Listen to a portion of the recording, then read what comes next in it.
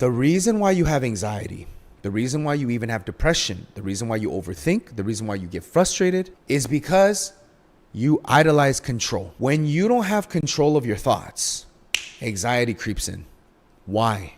Because you have learned somewhere along your life, as all of us have, that control means peace, control means safety.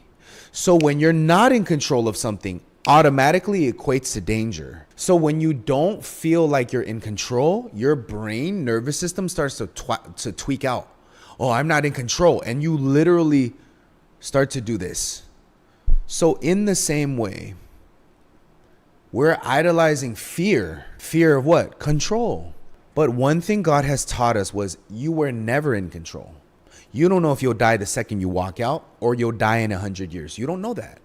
You don't know that just because you wake up in this morning that you're going to be able to not lose your legs or be permanently paralyzed. You don't know that. There's actually nothing in our control, respectfully. But the deception is, no, you need to control, aka you need to be God.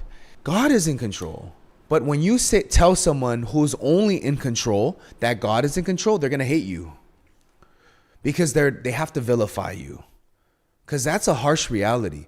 In order for me to let God control my life, I must give up all of my control. That's the context of humility and foundation of surrender. Most people play like they're surrendering. They don't actually want to surrender here.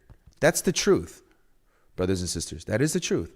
And so they don't actually believe, or at least think in hindsight, that God is going to do them good. Now, to lose control means to be vulnerable. And vulnerability equates to exposure. Nobody likes to be exposed. However, exposure is God's building construction site. When you're nothing, that's when we met Jesus. When you're rock bottom and you had nothing in your life, that's where Jesus came. So the smart thing to do is to sit there and let Jesus work. And that's why Paul epitomizes this perfectly.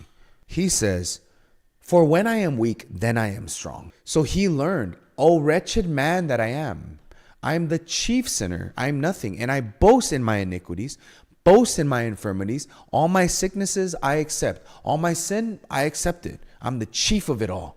But through that, God utilized him to not only create disciples who wrote books in the Bible like Titus and Timothy and Barnabas and all these people, and, Tertius and all of them, Apollos. He also himself wrote 14 of the major books in the Bible.